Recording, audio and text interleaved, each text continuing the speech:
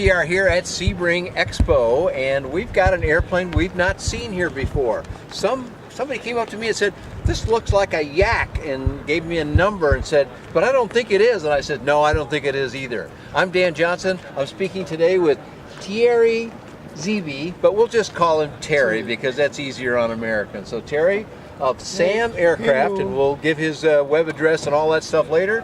But what have you got here, Terry? Well, we have our latest aircraft, the Sam LS, and we began the project 5 years ago, and now we are beginning the test flight, and it's a light sport aircraft here in Canada, in the US, and the ultralight aircraft in Canada. We are based in Canada, and that's our all aluminum tandem low wing aircraft. Now you came here, I saw probably 2 or 3 years ago, Terry, and you had some drawings and some ideas, and you were asking for feedback. You said, Exactly. "Tell me how you want this airplane to be. Here's the basics. Tell me how you want it." What did that do for you, asking people for their input? Well, it did a lot of good things because I asked questions to almost everybody I knew, and all of people giving me a good feedback, and then we designed an aircraft for pilots, and I'm a pilot myself, so everything has been done to make it safe, pleasant to fly, and have fun. Now, it's a tandem seater, therefore one in back of the other.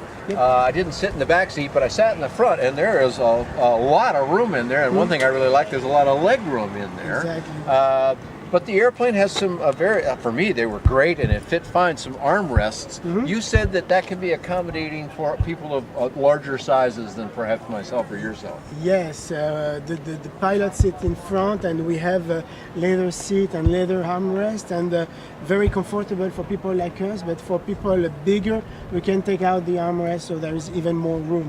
But there is 26-inch wide in this aircraft. Yeah. Now we always hear about inch wide in conventional side-by-side seating, and a big number there is 45 to 50 inches or something. But that number for a tandem is actually quite wide, and I can attest to that.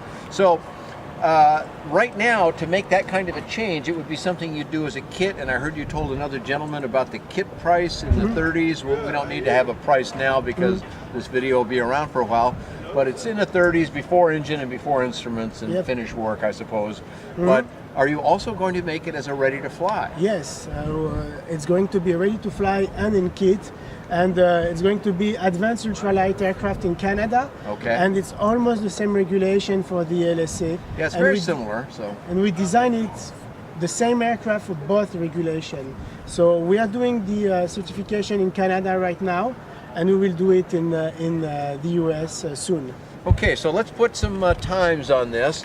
You've been working on this for 5 years. Yep. You've now got a very handsome-looking airplane that's strikingly different than everything else we've seen in this market.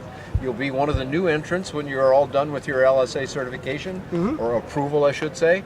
But what's some timelines? When will you fly? Have you flown yet? Not yet. Okay, so when will you fly? And then, based if that all goes well, when might you be in manufacturing? Well, we began the flight tests. We did the high-speed taxi, and after that we had to stop that and polish the aluminum and make it nice for Sebring. You got to do a lot of polishing here, so. And it takes a lot of time. And so after Sebring, we come back to Montreal, and we flight test the aircraft, and in a couple of months it will have.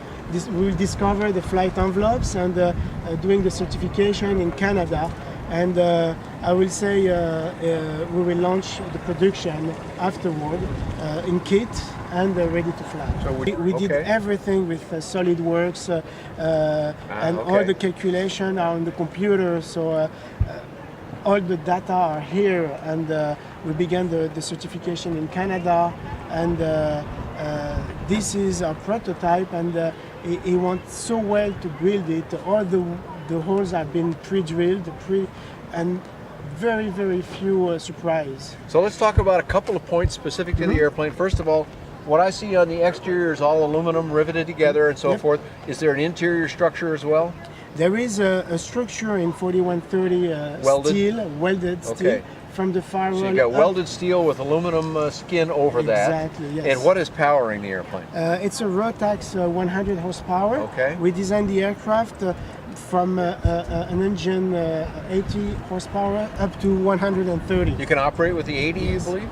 It's going to be minimal. It's a pretty big aircraft Yeah, to be powered by 80 horsepower, it looks like. That's why we put the 100. Sure. 100 I would think would be more than enough for you, but and that's the most popular engine that Rotax sells. This inside, it's a stick controlled, I assume front and rear. Yes. Okay, so joystick, rudder pedals, Yep. and some adjustability that a kit builder will just build in, but to accommodate different sizes in the manufactured version, Yes. how do you adjust the seats and pedals or whatever? The seats are adjustable, so you Okay. can move back and forth the seats, front seat and rear seat. The pedals are fixed. And right now you've got the Dynon Skyview 10-inch right in the center with some analog dials on each side, and looks like a nice, tidy, clean installation. Thank you.